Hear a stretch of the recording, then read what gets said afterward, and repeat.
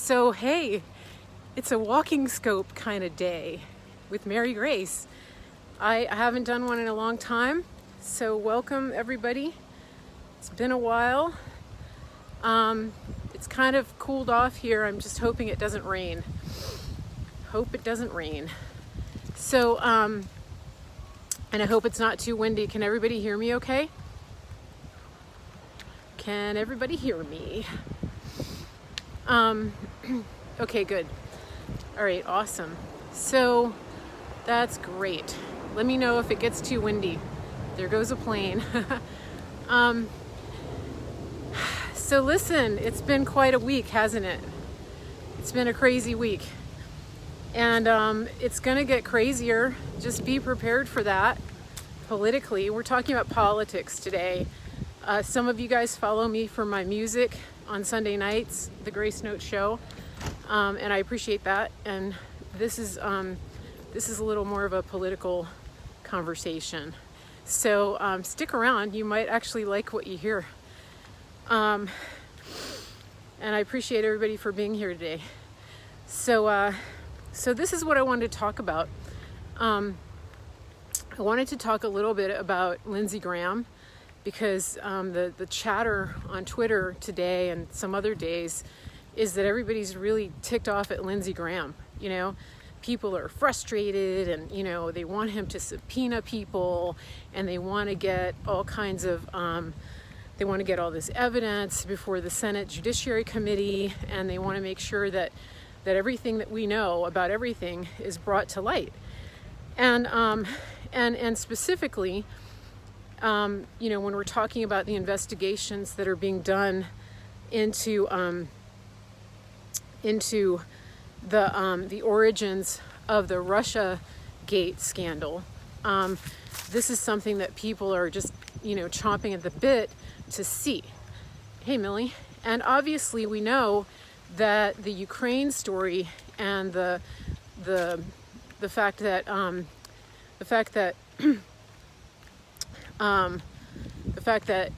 that this story came out trying to implicate Trump in digging up dirt on his political opponent, you know, we know the timing of this is all because of the Democrats.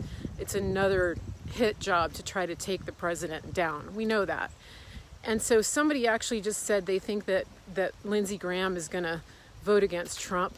And I hope that by the time we're finished here, you will have a different opinion, because I'm not sure you're quite getting what's going on. And that's what I'm going to explain today. So be patient and just listen.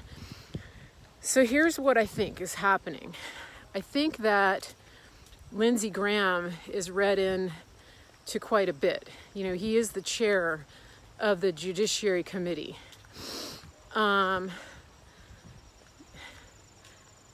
Millie, I think you just muted Praying Medic. Can you unmute him? I think you just muted Praying Medic. Oh my goodness. So that was pretty funny. All right, we're gonna wait for him to come back. That's like when Dilly blocked somebody's mom.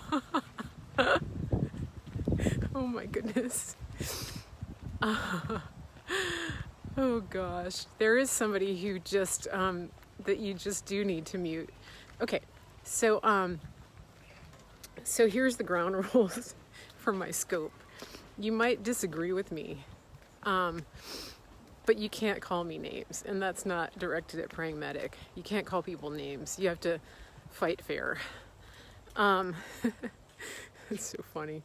So anyway, back to what I was saying. So Lindsey Graham is the chair of the Senate Judiciary Committee. He sits on a number of other committees, including Foreign Affairs. And so a lot of people are just, you know, clamoring and screaming and crying and saying, you know, listen, Lindsey, you're supposed to open these investigations. You know, why haven't you done it? Come on, we want blood. And these are the same people who've been screaming about this for quite a long time, and I haven't done many scopes lately like this. And if you had heard me in the past, you would have heard me say, patience, grasshopper, we can't have everything at once. And you may be saying, well, why can't we? And the answer to that is, one simple answer, is that Democrats leak. We've seen that. Last week was evidence of that. All they do is leak. And so people seem to forget that that there are Democrats on these committees. What happened when the Carter Page FISA documentation came out in committee? It was leaked by the Democrats. It was immediately leaked. They leak everything. And so you have to understand that when Lindsey Graham subpoenas documents, those documents come into the committee, and the people sitting on those committees are from both sides of the aisle. This is really simple. It is really simple, but I think a lot of people, maybe you're new on Twitter, maybe you're not following Dilly, you're not following Praying Medic. Yeah, exactly. So Praying Medic just said the congressional investigations make you feel like something's happening, but there's no prosecution resulting, right? So keep that in mind. If you want a bunch of investigations just for the sake of theater, just to make you feel good, then have at it. But understand that there's a very high likelihood that all of this classified information that's being brought into the committee before the committee members is going to be leaked to the press. And here's the other thing that I wanted to point out is that, these, not only is it being leaked to the press, it's being leaked to intelligence communities worldwide. And this is what has the Democrats in such a tizzy, is that they know that everything that they've been leaking and sharing around the world with world leaders and with the Five Eyes intelligence groups, they know that the fact that Barr has been traveling around the world to these countries that we share the intelligence gathering with, they know exactly what he's looking for. They know exactly what he is. They know exactly what he's going to get. So keep that in mind. And the other thing is, they know that if Lindsey Graham, and Lindsey Graham knows this, they know that if he does subpoena documents, if the documents are brought to these committees, that this information will be shared with these world leaders, the intelligence agencies around the world.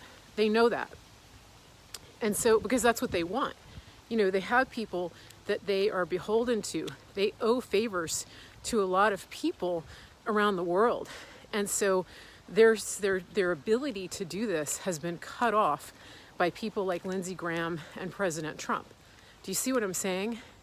And so the gravy train has really been brought to a halt, and these people are clamoring, not only because they know that they're in trouble, but also because the people that they owe favors to are knocking on their door and sending their henchmen to collect. You get that, right? Every nation, every intelligence agency, every spy agency that our leaders, our senators and congressmen have leaked to in the past, they are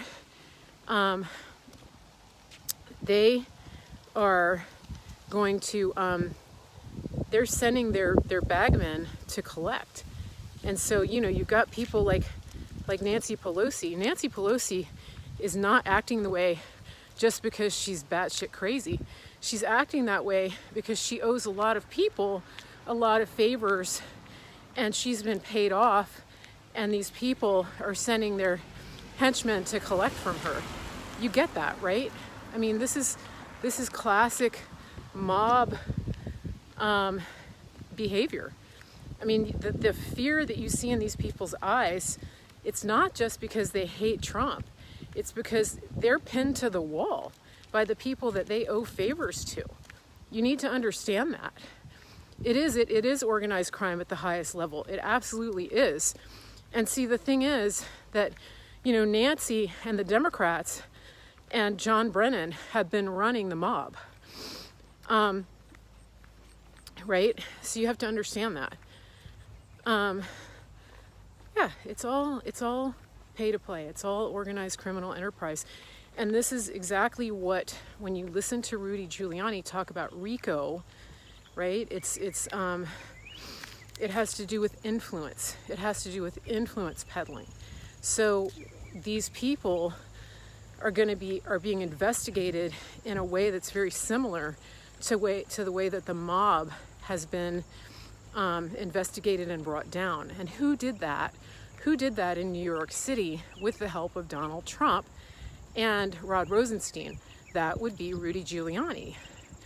So do you understand? I hope that I'm putting this into some perspective, okay? And so all of the people that are clamoring for Lindsey Graham to call evidence, to bring evidence and to have these hearings, right? You need to understand the implications of what happens if that information is brought before the committee, because then it becomes public record and the eyes of the world are on us. And I want to tell you a little story about what happens when you open up your stuff to the world. And because I was thinking about this, I was thinking about something that happened a couple thousand years ago, and that is this.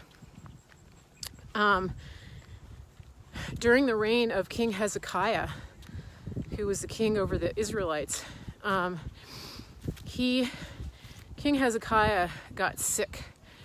King Hezekiah got sick. I want to say something about the moderators. Moderators are here to keep the chat flowing and on topic. And if you get muted for something, it's probably because of the way you phrased it. And it's very hard on this format to understand the intention behind your words. So when you type something and get muted, it may be because of the way you said it, and the moderator may have misinterpreted it. So just be patient, okay? These people are here to help you enjoy the process as well. So just be nice. Okay, so let me talk about King Hezekiah. So Hezekiah got sick, and apparently he was really sick on his deathbed because when he started to get better, the Babylonians sent an emissary. They sent him a letter and they said, hey, we heard you were sick. I'm really sorry about that. I hope all is well.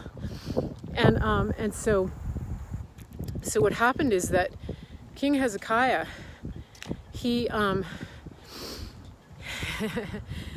Hezekiah, his ego was really stroked by that, by the fact that they had reached out to him and, they were just telling him how great he was and how concerned they were and how much they cared about him.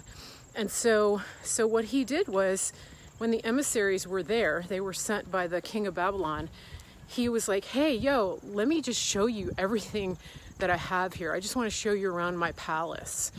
And so what he did was he ended up showing them all of the treasures of the house of Israel. Everything. He showed them everything. Like, he took them into the safe where they had the most prized treasures. He took them and showed them the most valuable secrets of the kingdom. He showed them everything. And these are basically strangers who had showed up and been nice to him.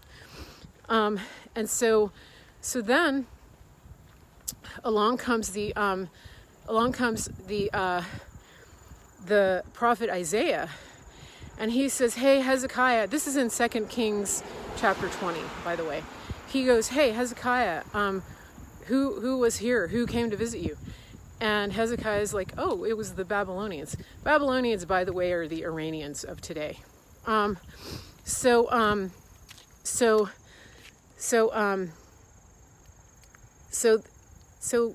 Hezekiah told him, he said, well, it was the Babylonians, and They were so nice to me. I'm paraphrasing. They were so nice to me, and they showed me, they wish me well. They're really happy that I'm feeling better. And so, yeah, it was really cool. We had a great visit.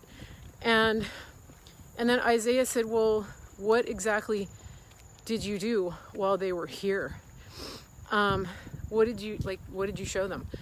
So Hezekiah tells Isaiah, he goes, I showed them everything. I showed them the whole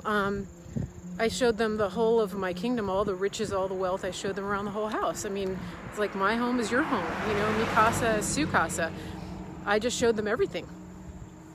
And Isaiah, being a prophet, was hearing from God the whole time. And he's inside, he's going, oh, crikey, are you kidding me? You showed them everything? What? And so then he says to Hezekiah, are you guys getting dumped? Are people getting dumped? It looks like it. So then he showed them. So he says to Hezekiah, he's like, yeah, that was a bad idea. And here's what God says. So he says to Hezekiah, the Lord says that because of what you did, there will be a time when all of the treasure of the house of Israel will be carted off to the land of Babylon, that you will be invaded and that everything will be taken from you, from this house, meaning the house, the royal house and the kingdom of Israel. And furthermore, the sons of your house and will be taken. And so he was saying, not only are they going to take what you have here, they're going to take everything that your forefathers have worked for, and they're also going to take the sons of the royal house. It's kind of a big deal. So how many of you guys have read the book of Daniel? You guys know that story about how the Babylonians invaded Israel, and they took the sons of the house of Israel, the royal house. Yeah, so that's the story. That's what Isaiah prophesied. Okay, so think about that. I want to bring this back to what Hezekiah did, and to what Isaiah told him, because this is very similar. We're dealing with a similar situation, and history repeats itself often, because we already know that under the previous administration, actually the previous few administrations, we had a similar situation where basically all our junk was out there for everybody to see. And we shared a whole lot of stuff with a lot of people who had no business seeing it. And so part of the reason that we're in the situation we're in right now is because of what happened. Because the people that were in the people that were running our country, right, in the position of Hezekiah, literally opened our coffers and opened our storehouse and opened our treasures to the enemy, like literally, And if you've ever seen the picture of our American soldiers being held at gunpoint with their hands behind their heads on the ship that was seized by the Iranians, that's a very good example. That's a modern day example of what happens when we show our treasures and our resources and open up the storehouses to the enemy, right? The very country that wishes death on America. And so let's bring it back around to Lindsey Graham. Yeah, somebody just mentioned all the emails and everything. All of our government secrets have been sold off, a lot of them, to China, to Iran, to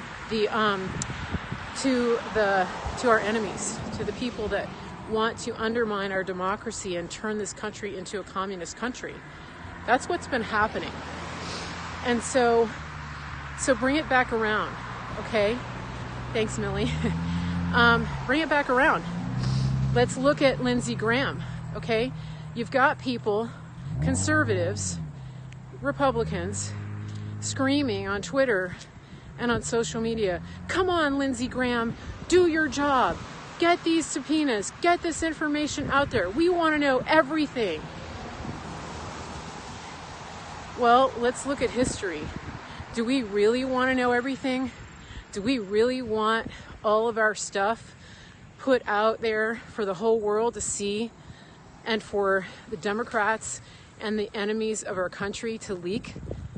I don't think so. I mean, look at what is happening. Look at the consequences. Let me go back for a second, okay? When Isaiah spoke to Hezekiah, and he said, not only are the treasures, the physical, tangible treasures of the house of Israel going to be carted off to Babylon in captivity, but the sons of the house of Israel will be taken into captivity.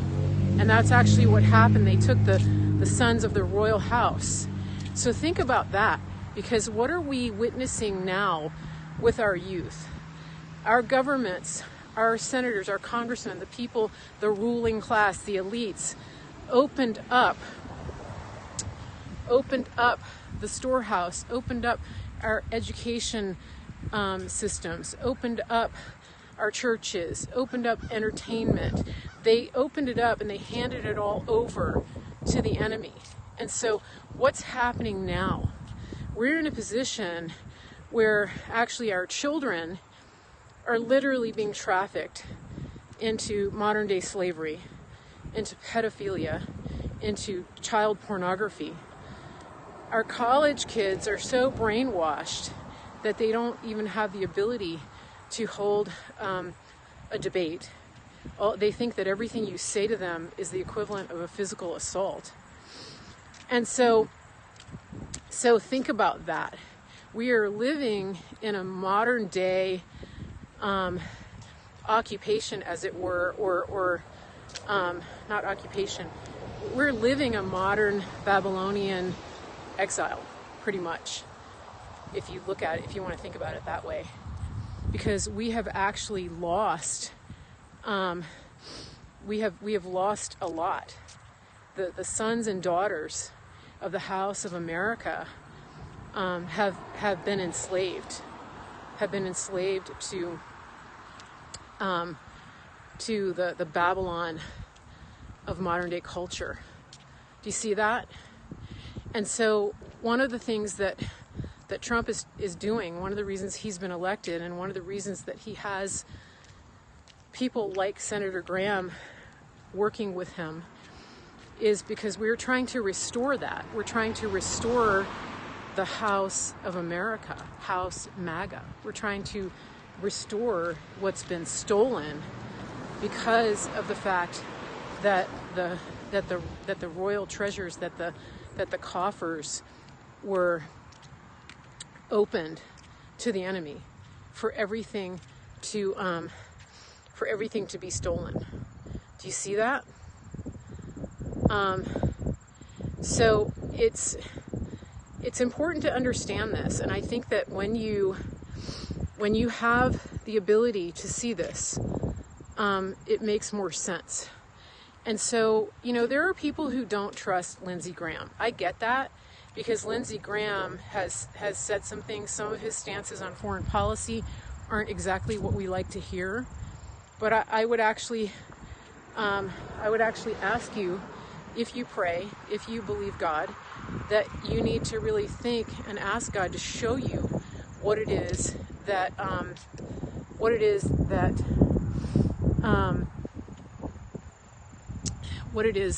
Lindsey Graham is doing. Because I think that he is actually working on behalf of the American people now. Somebody mentioned McCain, no name. And Lindsey was very tight with him. But if you noticed, when that man was taken out of the picture,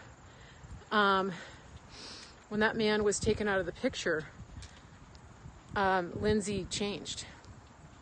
So you don't have to agree with me, but I think that that it's worth considering that what Lindsey is doing. Yeah, so Lindsey was flipped in April of 2018 after McCain was told not to run again. You see that? So does Lindsey always say everything that you want him to say? No. And this is interesting because Maria Bartiromo was interviewing him this morning, and And she said, Lindsey, my readers are frustrated. They really want to see investigations. They want to see what's there. They want to see the documents. They want to see everything that's being uncovered. And Lindsey said, well, I'm going to do this the right way. I'm not going to call witnesses and subpoena documents because your readers are frustrated. Your followers are frustrated. You see that? And, that's, he's doing it by the book.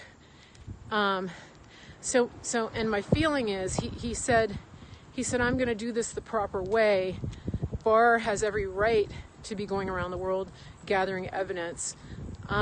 When Horowitz comes in, I will subpoena him. I will interview him when he's done with his investigations, because this has to be done the right way. And what he's talking about is restoring rule of law. He's talking about restoring the rule of law. And that's the big thing. That is what Trump is here for. Trump talks about this all the time. That it's not just, this is not a revenge trip, okay?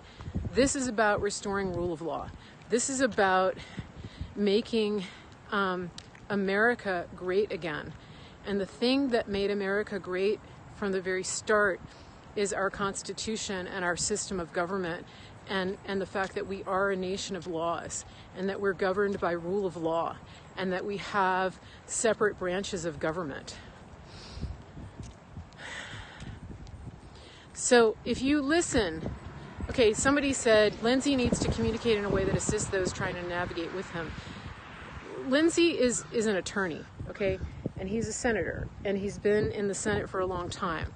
And so, his job isn't necessarily to communicate in a way that you understand. That's why God put people like me and Praying Medic and Dilly in the picture, is to help interpret some of these things. But, one of the things that God says is that anyone who lacks wisdom, ask for it. And, former military. So, I forgot about that. So the thing is, anybody can have wisdom and insight about what these people are saying and what they're doing. Because in Ephesians 2, I think it's Ephesians 2, the Bible says that that he will give us the spirit of wisdom and revelation. Revelation means that he reveals to you the things that are hidden. So think about that. You're entitled to that. That's your birthright as a Christian. So see what I mean? Lindsey served in Afghanistan. Thank you, Praying Medic. So, this is, you don't have to be running around in a state of panic. Ephesians 1:17, thank you.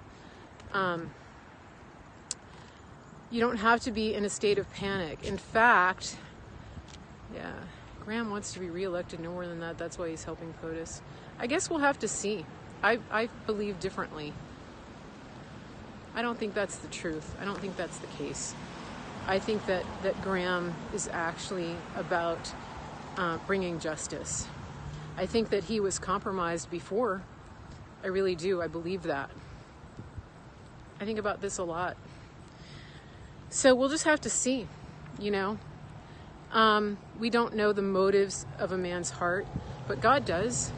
And God gives us wisdom, and he speaks to us, and he happens to speak to me a lot because I ask. And so in the same way that that God gave Daniel the ability to interpret dreams, right? Many of us, he gives us the ability to see beyond the surface of what's happening, of what people are thinking and what they're doing and what their motives are.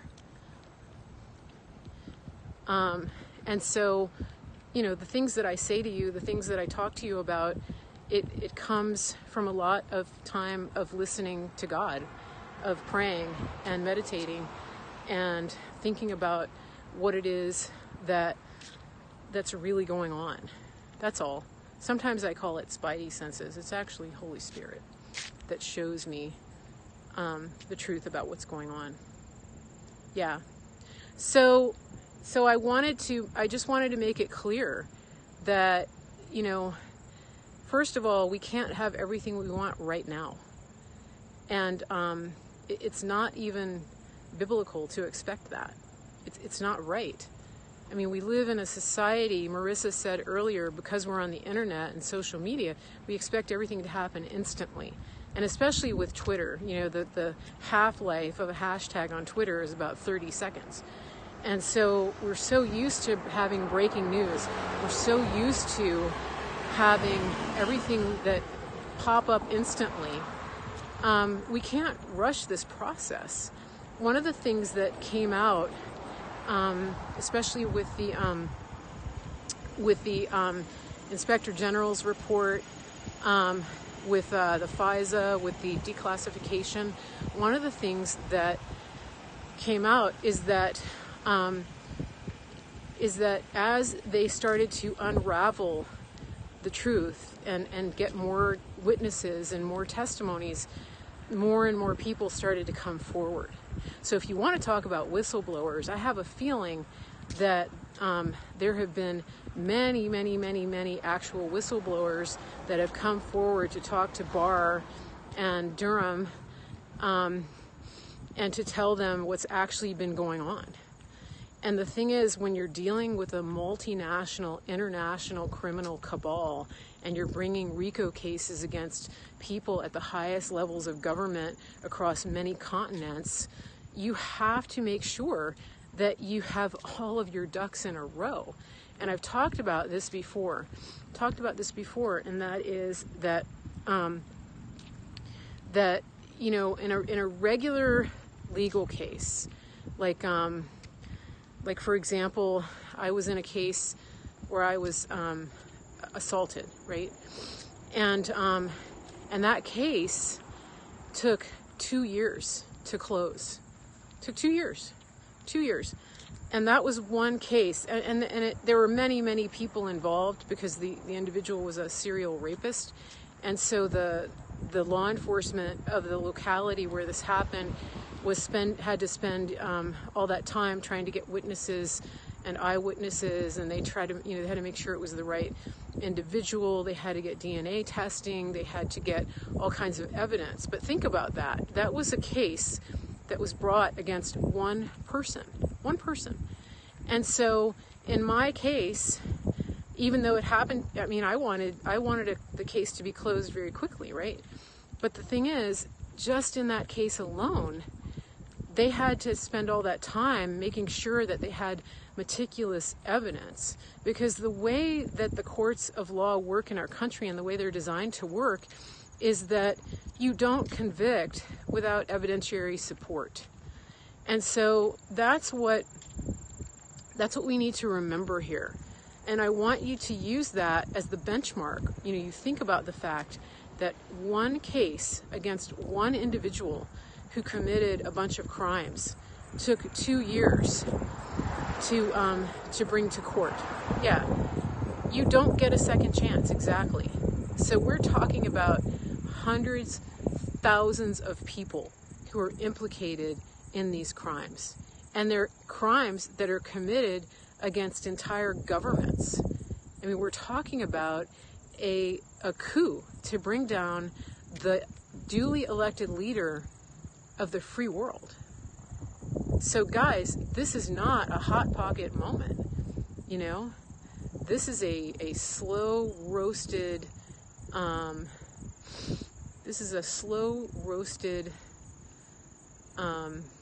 bone broth, 5 days on the burner kind of process. See what I'm saying? You got to have all the right ingredients, and you have to move them. You have to put them in the right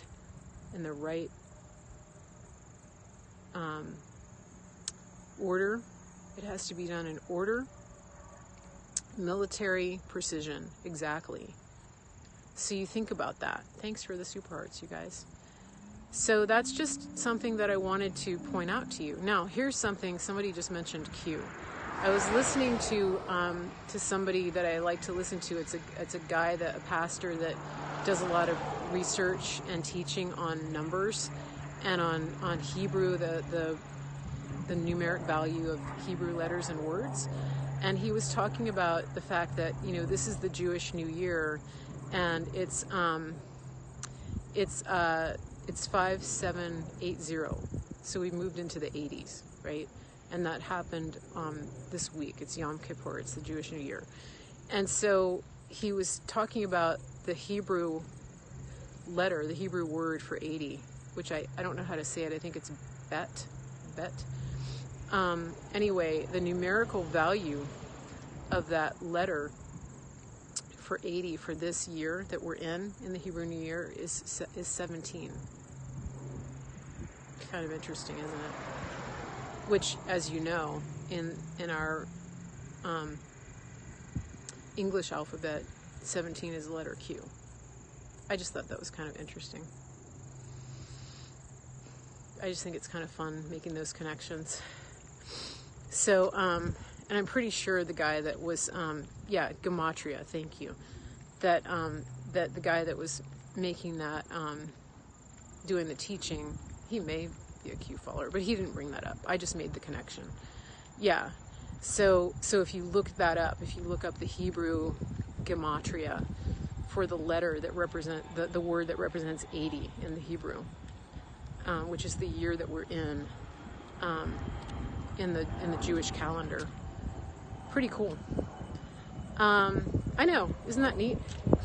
So, you guys want to talk about Kanye for a minute, or do you have more questions about about Lindsey Graham? You guys want to talk about that a little bit more? I'm just listening. I'm just reading your comments.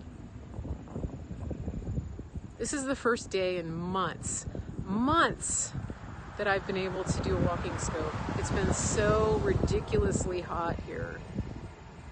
I think Washington, D.C. had 90 days over 90.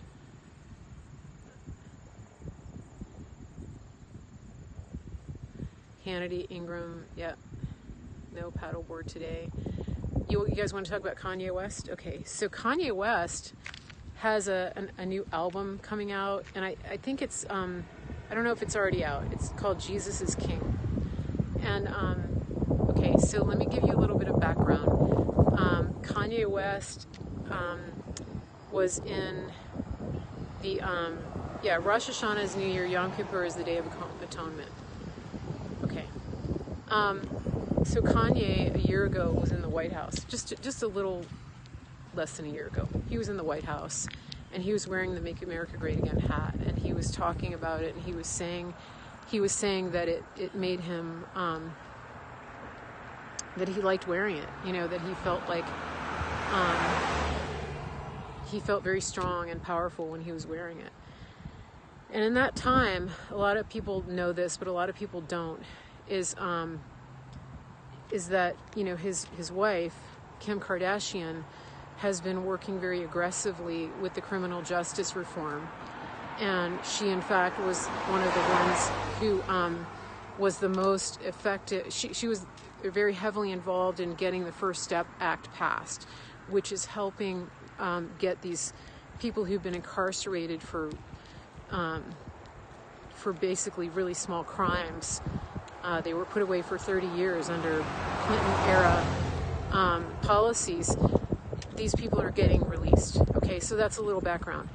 And so before Trump was elected, Kanye was on stage doing a concert, and he basically started red-pilling people. He started talking about thinking freely and voting the way you want to, and he was talking about Trump, and basically he just kind of had this moment.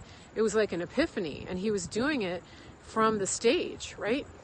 I don't remember all the details of it, but what I do remember is that when he did it, when he started talking and speaking the truth, his handlers, his managers and everybody came and really rushed him off the stage. Do you guys remember that? And then almost immediately, it was Thank you. It was reported that he had a nervous breakdown, that was why they pulled him off the stage, and that he was in treatment. And that, the story came out about his bipolar disorder. Remember that? And so basically the media put him in the crazy box. That's how they tried to shut him up. And I've talked about this before. When a celebrity or a very influential person comes out and starts speaking the truth, that they don't know what to do with you, so they put you in the crazy box. See that? Okay, well, he came out again, he came back, and he was like, no, I'm not crazy, I'm just telling the truth. And so he's got this album coming out, and he's been doing these sort of pop-up services, like worship services, around the country. And that, for lack of a better word, they're like open-air, pop-up sing-alongs, And so some of them have been on Scope, and he's praising God, he's worshiping. And yesterday, there was one that has been going around Twitter in Salt Lake City, where he said, you don't have to be a Democrat. You don't have to be a Democrat. You can think for yourself. You can vote for Trump if you want to. And he said, I've never made a decision based on the color of my skin. And in fact, if you do that, that's a form of slavery. He said that. And the crowd, there's thousands of people, and they all have their phones out. So this is all streaming live on social media, on all these people's social media accounts. And I saw that, and, it gave me chills, because I really believe that what we're seeing is the next wave, is Kanye picking up the mantle of Martin Luther King Jr., right? Think about that. That's what I believe God whispered to me in my spirit, is that he's carrying on the mantle of Martin Luther King Jr. And he has a much bigger platform. His Twitter, his social media reach is the equivalent of Donald Trump's. And so if I were the Democrat Party, I would be absolutely quaking in my shoes right now, seeing that video of Kanye West. Yeah, Candace is a firecracker, but she doesn't hold a candle in influence to what Kanye has. That's what I'm telling you. I see these things. He's been around for a long time. He's made a name for himself. He's an influencer. He's not new on the scene. Do you see what I'm saying? This is a man that, when he endorses a product, it sells out. That's why they call him an influencer. He's a true influencer. He's a true influencer on the level of Donald Trump. That's why they relate. That's why they get along so well, because they have a similar calling on their lives. They have a similar mantle. And one of the things that I've said about Donald Trump is that he's a father of nations. That God told me that Donald Trump is the father of nations. And thank you, Larry, Kanye Sunday Services. And what I saw in the White House last year when Kanye West jumped up and gave Donald Trump a hug is that he was acknowledging to the world, and he was signaling to the black community, to all these fatherless black young men, that this man is a father of our nation, and he's also a father to my heart. It was very powerful. Very powerful. Because think about it. What is the biggest problem in the black community today? Why do we have so many young men in prison? Why do we have young black men getting killed in the streets? Why do we have young black men getting incarcerated before they even turn 18? you see that? And so you have a man like Kanye West, who has been gifted with a platform to speak to millions of people, billions really, around the world. He has a worldwide platform, but he's somebody that young black men in this country really can identify with. Do they all identify with him? No, they don't. But the biggest problem here is fatherlessness. It's not guns. It's not drugs. It's not the education system, although those are a big part. Those are symptoms. The biggest root problem here is fatherlessness. And our society and our government, which has basically forced women to keep the fathers out of the home, young black women. The entire welfare system and the war on poverty was designed to keep the fathers out of the home. You know that, right? That started in the 70s.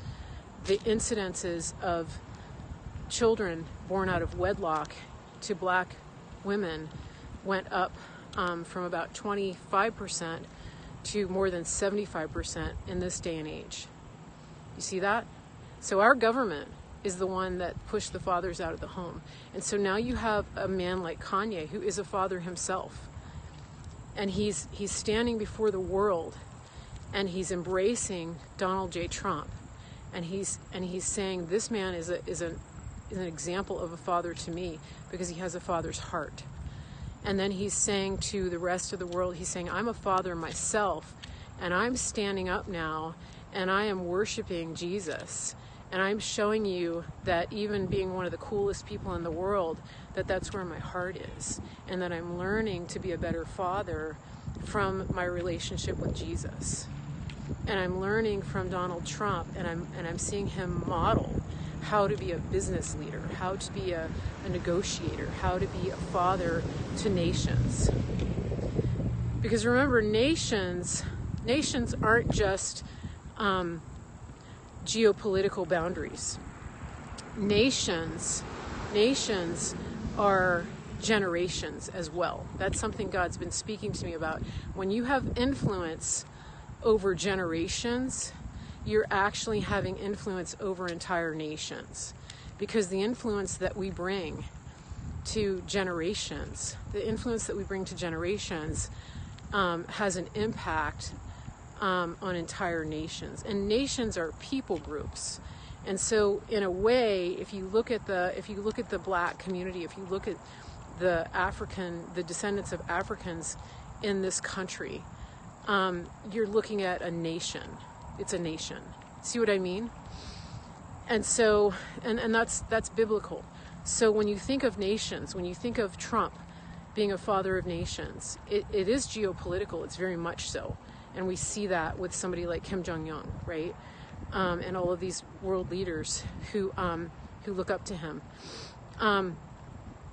When you see that, you see Kanye West carrying that mantle and sharing a message of God's heart for the nations, right here in this country, for blacks, for minorities, for Hispanics. I hope I'm explaining that well. This is just stuff that's kind of downloaded to me. But it's really big. And so I know that a lot of you pray for Kanye West. I know that. But keep praying for him, because he's in the mood. The things that he's doing and the steps that he's taking is putting a huge target on his back. And so it's really important that we stand in prayer. And one of the things that I believe we need to be praying for him is that we need to be declaring the truth of what God says over him.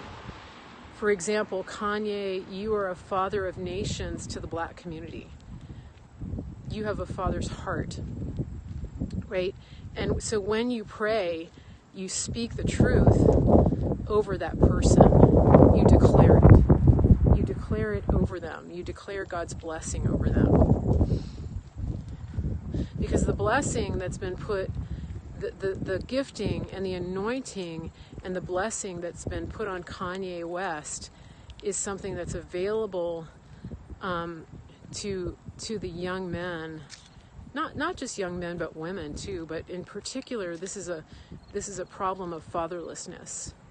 It's a blessing that can be spilled over and imparted to the generations that he's influencing, to generations and in turn nations. Does that make sense to you guys?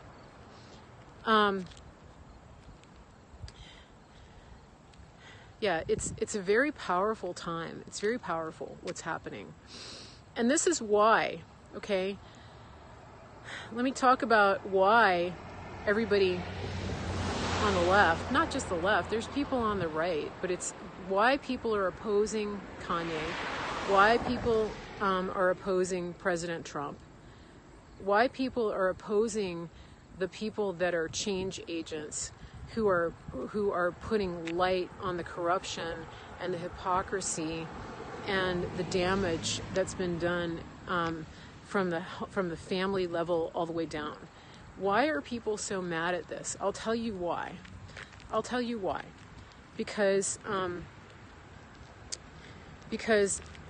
the people that are bringing change are people who see beyond what's happening right now. They have kingdom perspective. They have prophetic perspective. You know, Donald Trump is working to save America, but he's also working to preserve legacy. His standpoint is a standpoint of legacy because he sees beyond this generation. He sees beyond the next generation. And I believe that Kanye is starting to see that too. They're not the only two. I'm just using them as an example right now. I hope you understand that. But one thing that is important to understand is that the devil is, he has one agenda, and that is to steal, kill, and destroy. That's in John 10:10. Jesus says the devil comes to steal, kill, and destroy. I have come that you might have life and have it to the fullest. And so if we look back in the Old Testament, and you look at what happened with Jezebel, Jezebel had one agenda, and that was to kill the prophets. And she actually succeeded in doing that. But she wasn't able to kill all of them. But when you look at people like Trump, and you look at the impact that they have, and you look at what is happening with people who are waking up, especially in the Black community and the Latino community and all of the people that have been marginalized, and you look at the prophetic on their lives, you can understand that there is a spirit that goes beyond what we're seeing in the natural. And that is, some people, it is a Jezebel spirit, but there's more than that. It's a spirit of death, destruction. It's doing everything and anything to kill and destroy what's happening right now. It's a religious spirit. It's a political spirit. It's mammon. There are people, you know, the religious spirit and the political spirit is one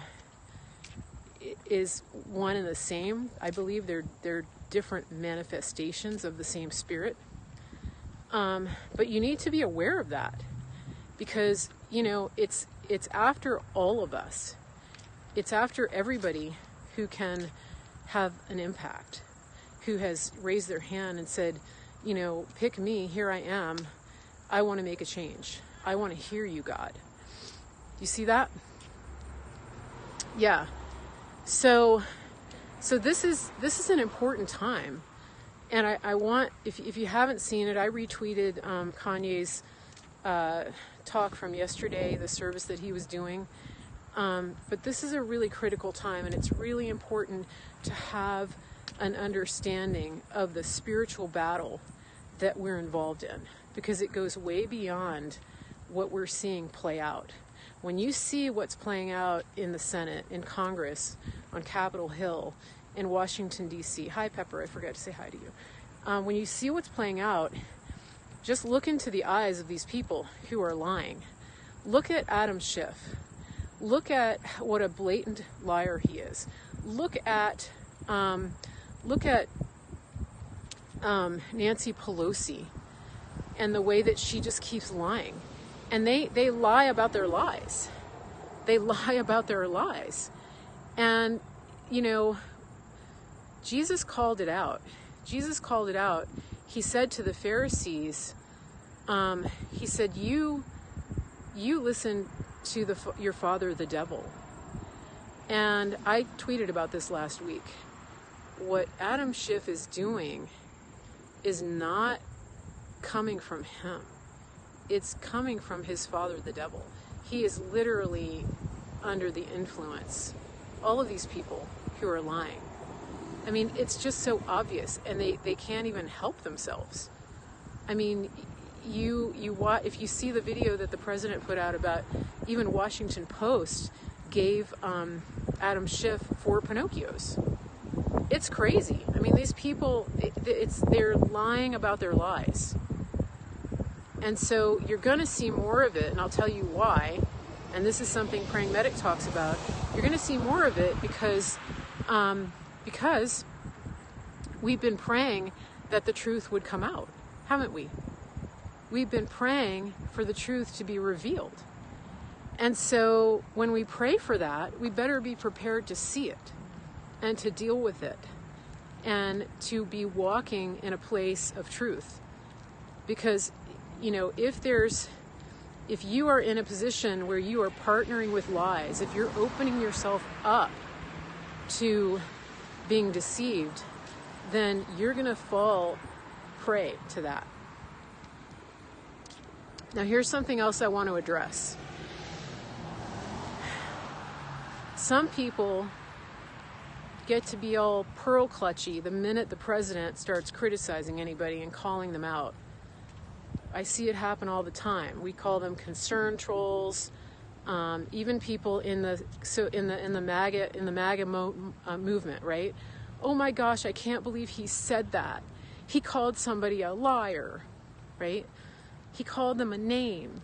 He used a bad word. Here's what I have to say about that.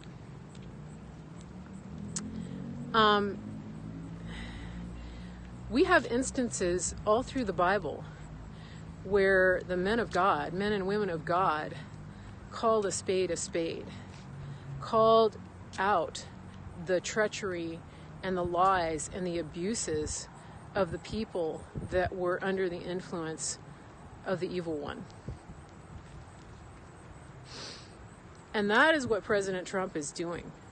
So you may not like that he's calling Adam Schiff a liar. You may not like that. You may not like the way that he says it. But I want you to take a step back and I want you to go, look at the Psalms. What is it that David does and says about his enemies, about the people that are trying to destroy him? He doesn't have nice things to say about them. Jesus called them a brood of vipers. Jesus called them sons of their father, the devil.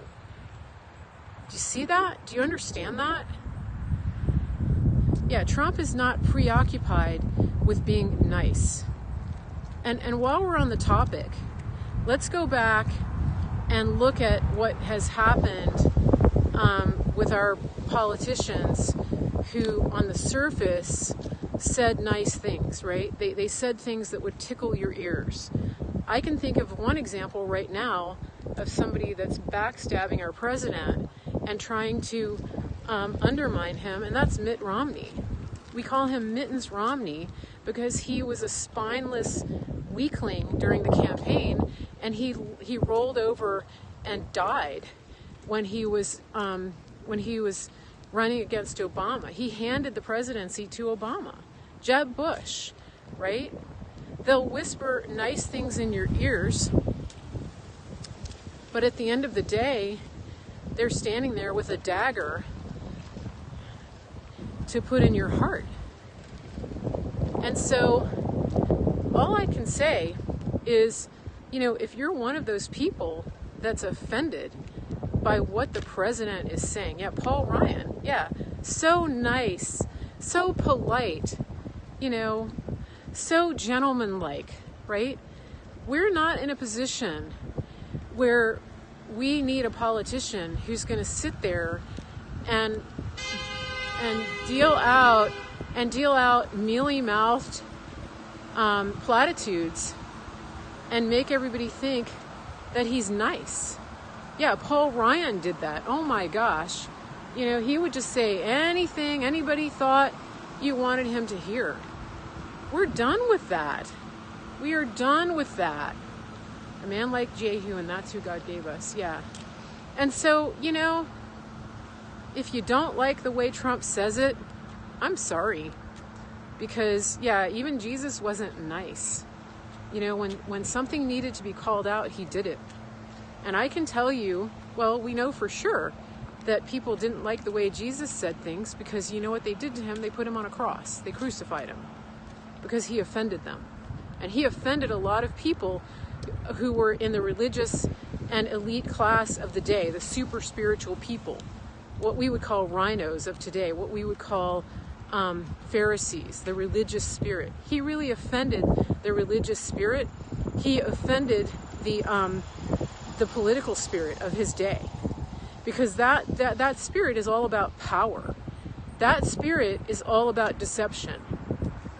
He flipped the tables on the money changers, exactly. So imagine, that's what we've got happening right now up on Capitol Hill. We've got President Trump running roughshod over Capitol Hill, and every chance he gets, he's flipping the tables. He's flipping the tables on the people that sold influence to China and Iran and all of these corporations, these lobbyists. He's flipping the tables on the politicians who aided and abetted the betrayal of our country and the selling out of our country. He's flipping the tables on the religious institutions that have sold our children into modern day slavery. Think about that. That's what he's doing. Why do people hate him so much? If he was up there just shaking hands and being all super nice and, polite, like all the spineless, mealy-mouthed Republicans that we've elected before, they would just love him to death. He would still be invited to all their parties. He would still be going to the press club. He's a truth teller. Exactly. So don't be deceived. Don't be deceived by people who are telling you that you should stop following this president and that you should rethink your vote for him in 2020 because you don't like his rhetoric and you don't like the way he talks. These people in the media, these leftist politicians, these extreme radicals know exactly how to drive the propaganda message that gets you to rethink your support for this president. And they know how to plant people into the movement, into the MAGA movement, into the CAG movement, who pretend to be conservatives and who start questioning the president every chance they get.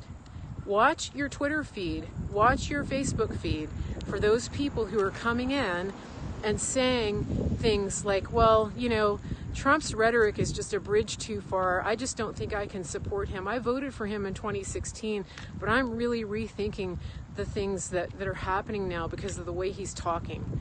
Messages like that, that's pure propaganda. My advice to you is that when people come up in your timeline and start saying things like that, you just give them the insta block, because they are not your friend.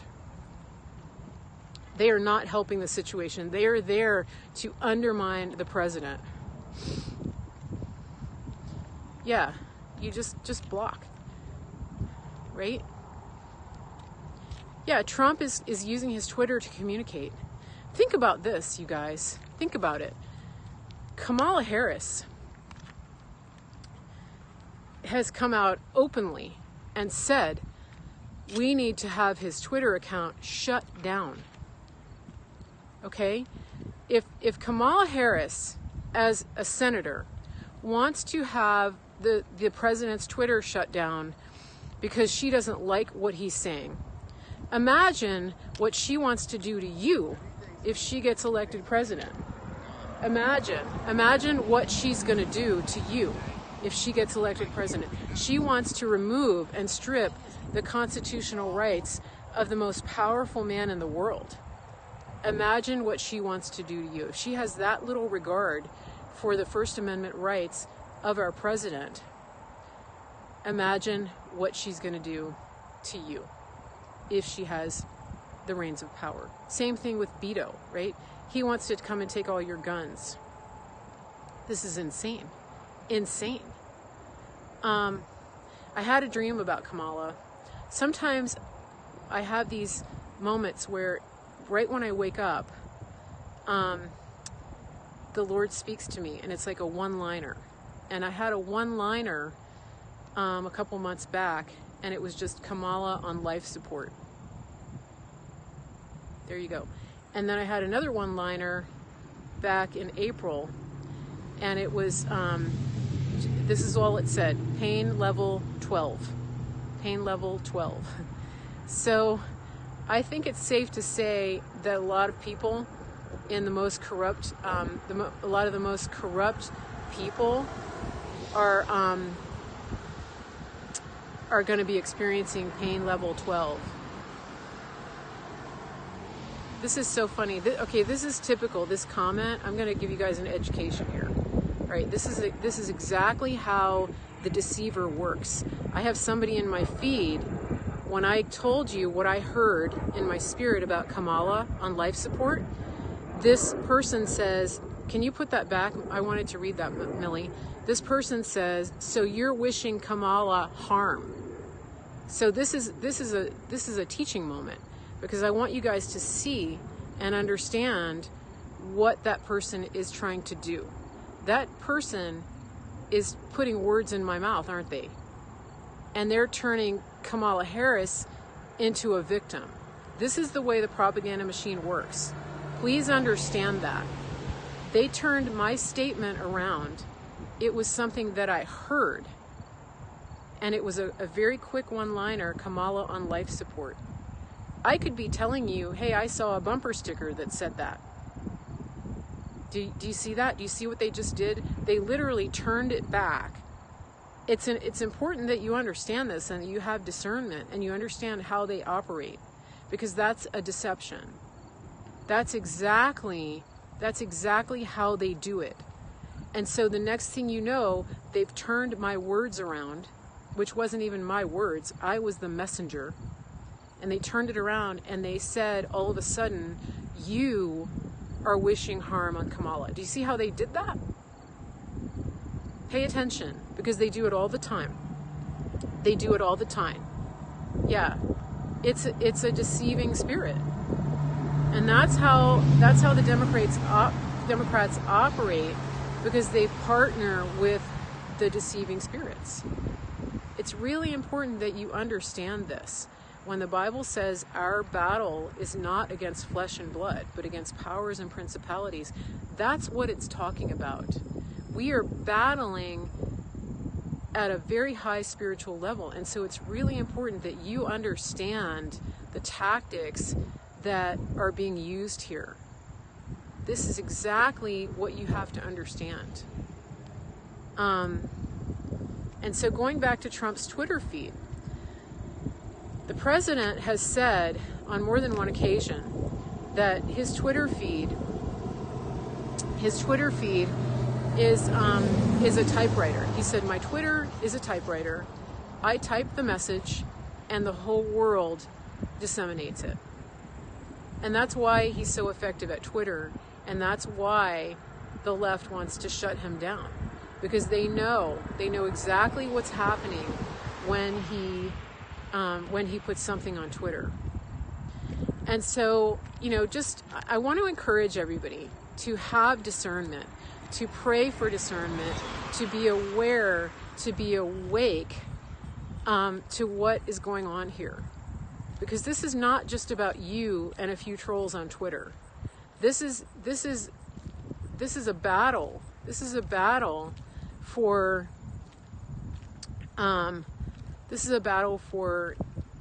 freedom. This is a battle for Western civilization. We're actually, I think, in a bigger battle than in World War II, because we're dealing on so many fronts. We're fighting on so many fronts, not just physical, not just geopolitical. We're fighting on a digital front. We're fighting in the education system. We're fighting in government systems. And so we can't take our eyes off of the truth of what it is that's being done, and the level of propaganda and deception that's being hurled at us every single day. And we see it all around us. Yeah. God did answer our prayers, but the story has not ended yet. We know that in the end God wins, but there's a lot of fighting that has to be done.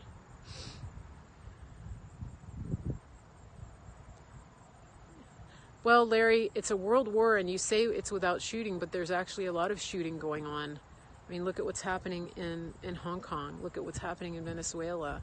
Look at what's happening down in Ecuador. People are waking up, and the government is actually turning guns on them. Yeah, there are many, many, many battles to be fought.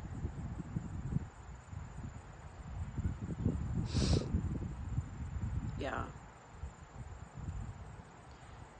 But you know, when you know the truth, when you're walking in discernment, it's actually kind of exciting, because you get to partner with God and the Holy Spirit. You get to partner with the God of the angel armies. You get to partner with the armies of the living God, just like David, right? When David came out and saw what the Philistines were doing and how scared the Israelites were, right? He said, "Who is this uncircumcised Philistine that he would come against the armies of the living God?" That's the position that we are to take. Yeah, the yellow vest in France. So the battle is raging all around the world, but it's a spiritual battle at the highest level. And so it's really important that you understand what's happening. I'm just reading some of the comments. Yeah. I talked about David last week, when I did my scope last week, but I will touch on this again, because one of the things that I pointed out about David, King David, before he became king, is that he spent a lot of time alone in the presence of God, and he was learning how to fight battles. He was learning how to be a warrior, and he was doing that by fighting lions and bears, pretty much basically like with a club, and a bow and arrow, and that was what trained him. And so it's not too late to get the training you need, but it's very important that you be putting good news into your minds, that you be meditating on the Word of God, that you be worshiping, that you're spending time learning and practicing how to slay the lions and the bears, so that when you get in the face of a Goliath, that you're not scared, that you have the confidence to say, "Who is this uncircumcised Philistine that he would come against the armies of the living God?" Because that's the confidence that David had. That's the confidence that Sarah had when she heard God tell her that she was going to have a child, and that she said that she believed God in hope against hope. The Passion Translation says that the authority of her faith rested on the one who gave her the promise. And so we are walking in a place as Christians where the authority of our faith is resting on the one who gives us the promise. Do you understand that? That we're walking in a place of authority that is that comes straight from the living God.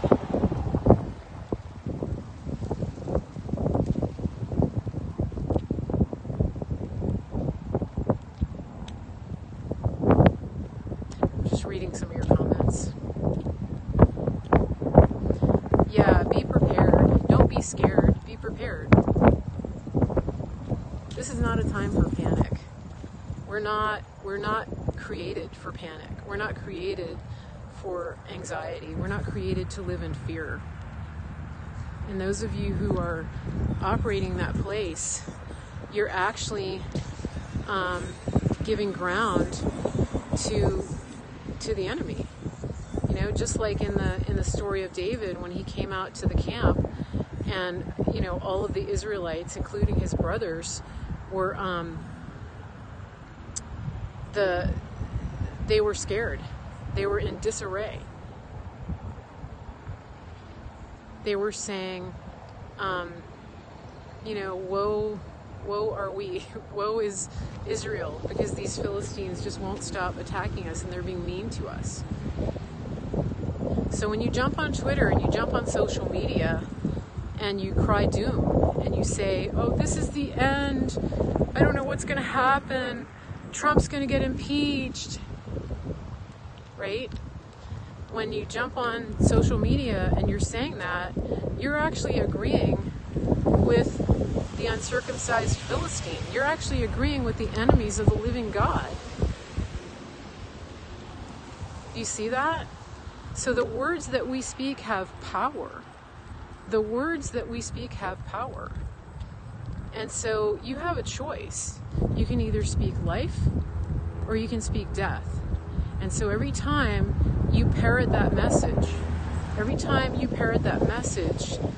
you're giving the enemy another toehold, right? Or you can walk in like David did and said, who are these uncircumcised Philistines that they would taunt the armies of the living God? Do you see that? The power of life and death is in the tongue. So the things that you're saying actually carry influence. The things that you're saying, right? You're either saying, I choose life or I choose death. It's important to understand that. Tinker. We got rid of Tinker. Thank you, Millie.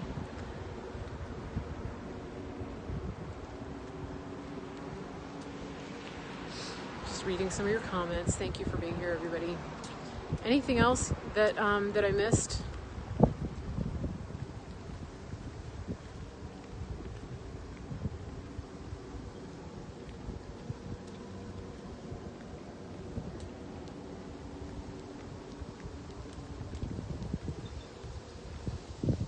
I hope this is bringing some light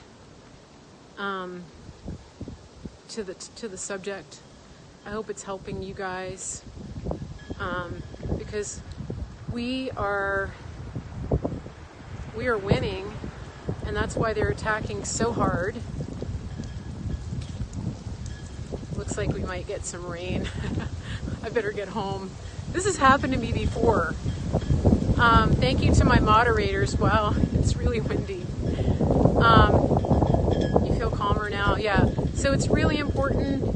You guys, you know that I have music scopes up on the same channel under Grace Notes. I do those on Sunday nights. I am not sure that I will be doing one tonight because I have something else going on.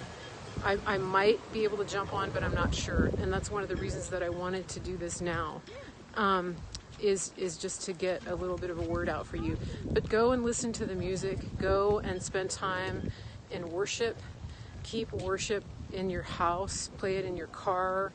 For goodness sakes, don't keep the news on all the time. There's very little on the news that you actually need to hear. And whatever you're putting into your ears and your mind is what is germinating inside your heart and inside your soul. So be sure that what you're listening to, is bringing life into your household for your whole family. It's really critical that you do that.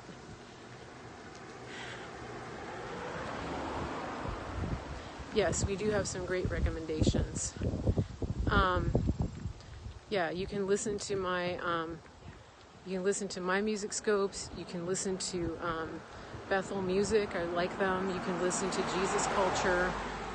There's another one that's been on YouTube lately, Millie Tribal, Tribl. They've got some great worship. That's where I get a lot of my songs. So be encouraged.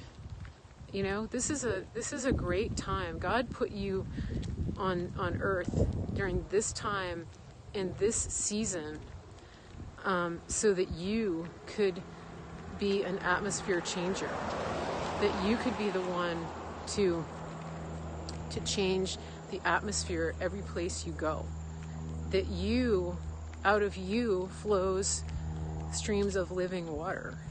And so think about that. You know, when you walk into a room, what is it that you've been listening to? What is it that you've been meditating on? And what is it that you're going to bring into the story of the people's lives around you? Do you understand? That's you. You are God's army, right? In the same way that we're the digital army, we're also God's army. And so what are we bringing? And are we bringing truth? Are we bringing life? It's an important question to consider. And that reminds me, Pepper Potts just came on. And so she does a devotional every single morning. So if you want to start your morning with a powerful message of truth, tune in to her Periscope channel. She does it at 6 a.m., I believe. And she spends about 10 or 15 minutes going over a devotional. So, you know, turn off NPR, for crying out loud. Anybody that thinks that's a neutral news site is completely deceived. So, 6 a.m. weekdays, 0600, okay? And even, you know, I'm a news junkie, don't get me wrong. But, you know, there are times when you have to, Lauren Daigle's really good. There are times when you have to put the news down and meditate on the good news. People think NPR is neutral. I'm not kidding. They do. Any channel on the morning and Sirius? That's a good question. I don't know the answer to that. Yeah. Yeah, Pepper's scope is really good. Yeah, I know. I have a Catholic friend who told me that, you know, they don't watch TV and they cut cable, but she listens to NPR. I was like, what? Are you kidding? Yeah, I know. I used to listen to NPR back in the 90s, and, you know, it was back when I was teaching, and I found that when I got to work, I was super agitated. And then I realized, I was like, oh, I know why. I'm listening to NPR, and they're talking to me in that droning, hypnotic voice that they train all of their commentators to talk that way. Did you guys know that? Hi, this is Maura Eliason with NPR. They train them to talk that way because it hypnotizes you. Yeah, One American News is great, yeah. I resemble that remark. Dave, do you have that kind of voice? Is that what you're doing? I'm just going to tell you, though, any news agency that is, any news agency that has sponsorship or that is based in Washington, I'm just going to, oh, you had an NPR show? I didn't know that, Dave. You know what I'm talking about. But even Breitbart, Fox, all these stations, these, you know, Blaze TV, everybody has an agenda.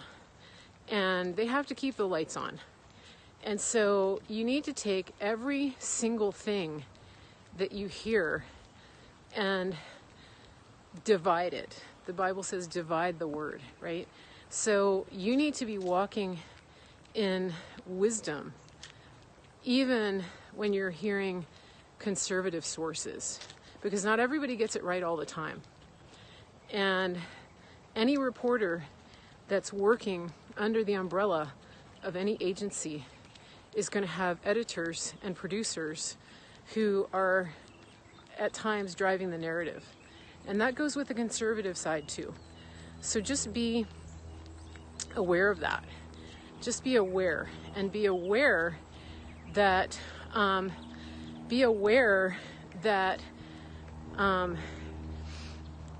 lot of the people that you see in Washington, a lot of the media personalities, a lot of the so-called conservatives, they've been in Washington for a long time, and they know how to play the game, and they know how to say things that the people want to hear.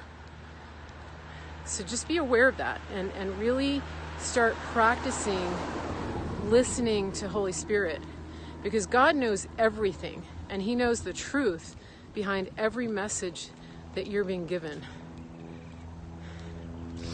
Do you see that? Do you understand that? It's really important, even with the conservative media. And these people are just human beings. So don't put them on a pedestal. Don't put them on a pedestal. Because they literally are just human beings. Don't put me on a pedestal. I'm giving you my thoughts. I'm giving you my ideas. I listen to God. I pray for wisdom. I pray that I can bring a message. But we're all people. And so it's really important for you to be walking in wisdom. That's your responsibility as an individual. You can't depend on me or Praying Medic or Pepper or any individual or somebody that you follow on the news. You can't put the responsibility for your spiritual and emotional well-being on those people and on your knowledge and your understanding.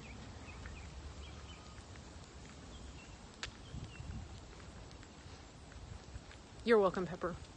It's important. We tend to put people on a pedestal, and we can't do that. Yeah, people are just people. And different people have been gifted with different abilities. But there are a lot of people in the church who are walking in very strong gifts. There are people who can heal people. There are people who can prophesy. There are people who can do all kinds of amazing things in the spiritual realm. But then you look behind the scenes and their personal lives are a wreck. And so, that's why Paul said, I could prophesy, I can speak in the tongues of men and angels, but if I don't have love, then I'm nothing. I'm just a noisy, clanging cymbal. So, you've got to be walking with God. You've got to be listening and functioning from a place of truth and wisdom. It's challenging. You got to have people around you that you can talk to. Don't isolate yourself.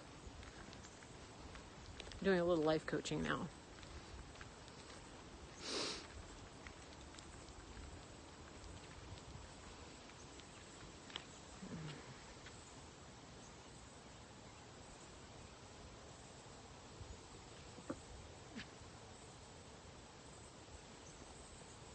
You missed the conversation about Lindsey. It's back at the beginning of the scope.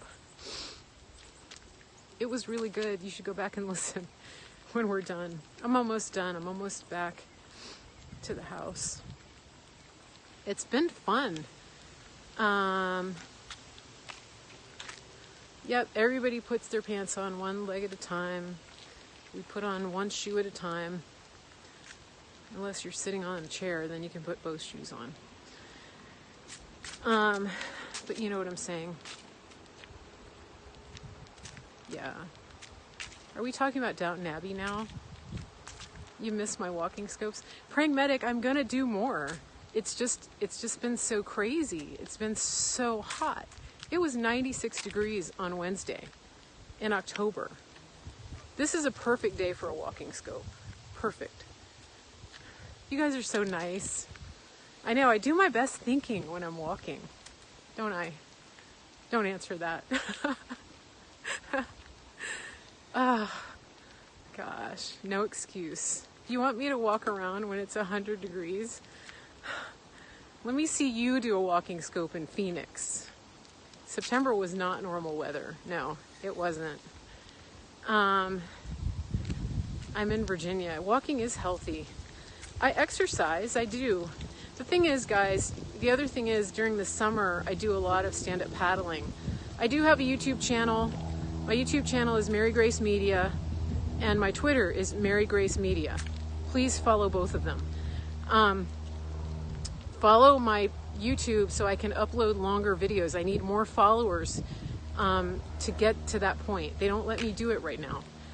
So the content that you're watching right now, if you want to see it on YouTube, please follow that channel.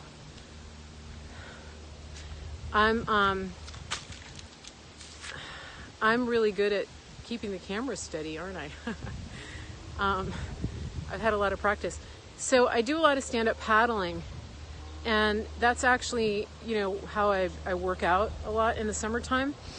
And so I can't really scope from the water like that. It doesn't work. It's not a great fit. And the place where I go to paddle doesn't really have a great signal. You didn't hurt my feelings. What, you were talking about keeping the camera steady? No, I think it's an acquired skill. I consider that a compliment. What were you saying? I missed your comment. It is fun. I used to do a lot of racing. I don't do as much anymore. The movie subject. What did you say about the movies? I missed it.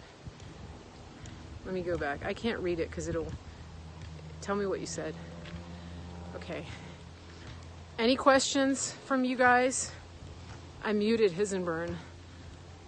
Aren't you glad? I didn't feel like dealing with Hisenburn today. The perpetual troll. I could have blocked him a long time ago, but sometimes Hisenburn is a good object lesson for you guys. So that's why I keep him around sometimes, because he says stupid things. And hi. That's why I keep him around. Yeah, he's a hater. Yep. He's deceived. Yeah. Yeah, some of you see the trolls comments. Trolls are like the little foxes in the book of Song of Songs, right? They're meant to nip at your heels and distract you from the truth of what's being said. That's what trolls are here for. Well, if you liked what I had to say, please follow this channel. Hit the 3 dots in the bottom and hit follow and keep the notifications on. I'm Mary Grace, and this is Mary Grace Media. And then also follow my Twitter, Mary Grace Media, and follow my YouTube, Mary Grace Media. And then make sure you tune in on Sunday nights at 10 o'clock for Grace Notes. That's my music show that I do. Except maybe not tonight. I have, you guys remember my niece who sang with me on Scope one time? Do you remember that? I'm glad you liked the show. The YouTube link is in my Twitter profile at Mary Grace Media. I got my Twitter back. This is my original account. They took my Twitter and my Periscope and they gave it back to me. I was mass targeted by leftists. Does that surprise you? It shouldn't. What was I saying before? Completely. Am I singing tonight? So Pepper, I don't know. I was talking about my niece. So my niece is coming in town, and she has a beautiful voice. but she doesn't know she does, and she doesn't have a lot of confidence. But she actually auditioned for a musical, and now she's in a musical. She's doing musical theater, which I think is so great. She's a dancer, and so she's coming in town, and I'm going to try to get her to jump on scope and sing with me. Yeah, she was so funny because she got so nervous about singing last time. She didn't think that she sounded good because she hasn't really had any musical training. You know, I've had a lot of musical training, so I kind of know what to do, and I've sung in front of people a lot, but she hasn't done that. But she was so cute. She's 18. She went to audition for Miracle on 34th Street, and she's a great dancer. She's an amazing dancer, you guys. But she went to audition, and she had to sing. And she told me, it's so funny. She said, Aunt Mary, you know, I started singing, and I was really timid at first. But then all of a sudden, I just decided, what the heck? I'm just going to go for it. And I just belted it out. And I said, well, how did you do? She goes, well, I got the part. So obviously I did well. So it really was a boost for her confidence. I know, so cute. She's adorable. So I'm trying to get her to, if I can tonight, we'll jump on and do some music. Yeah, we went camping in July, and I brought my guitar, and we were singing around the campfire. And it was the cutest thing. Well, it was actually before dinner, before the campfire. It was the cutest thing because this little family was camping beside us, and they had 2 boys and a girl. And they had their hammocks set up in the woods kind of near our campsite. And it was so cute because we sat down and started singing and playing guitar. And these kids, all of a sudden, they were all lined up in the hammock listening to us. It was so cute. It was really adorable. And they were like pretending that they weren't there. It was so cute. But yeah, she has tremendous confidence dancing on stage. She absolutely just owns the stage when she dances. But, you know, the singing is just something that she hasn't done much of. And so when, you know, this is something that's new to her. And so even though she has the raw talent, she just hasn't had the background. She spent so much time and energy on dancing that she's never focused on the music. You know, she was in choir at one point, but then she just put it down for dance. Love you, Millie. Whereas, you know, my thing that I focused on growing up was music. I used to go to music camp and learn vocals and things like that. So it's just, you know, whatever you focus on. But it took me a long time to get confidence. I have a lot more confidence now than I did. You did miss the walking scope, but it's a long one, so definitely go back and watch it.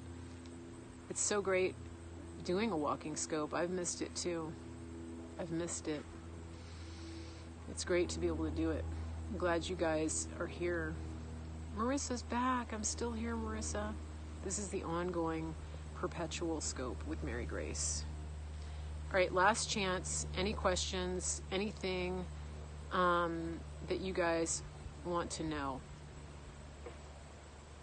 Yeah, I want her to get some singing lessons, my niece, because I want her to learn how to take care of her voice too. I don't want her to damage her voice, especially singing musical theater. You can really damage your vocal cords trying to sing loud.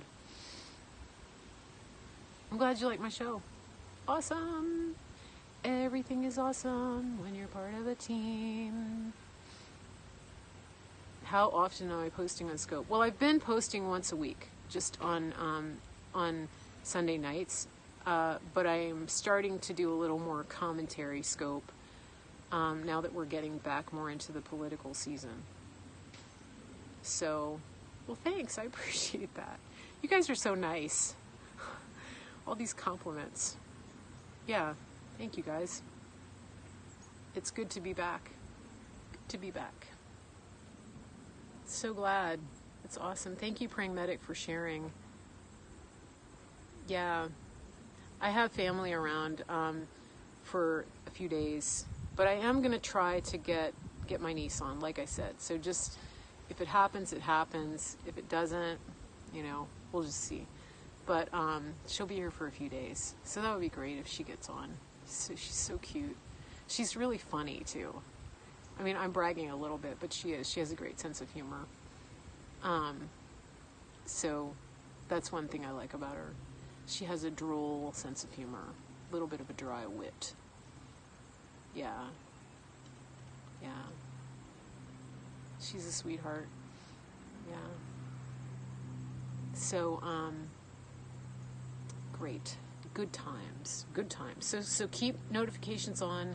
If I manage to do a music scope with her, you should get the notifications. So that would be awesome. Oh, I'm glad you found me. Yeah. Like I said, just follow that YouTube channel. It doesn't have a ton of content on it right now, and part of the reason for that is that they don't let me upload longer segments. I think I'm limited to like 5 or 10 minutes blocks. So that means I have to go and edit everything down to sound bites. It's a little bit of a challenge. I can't just upload my whole scope. It's hard. All right, love you guys. Take care. Have a great day. And I really appreciate all the support and the feedback. And keep praying. Pray and listen to God and stay focused and grounded in Him.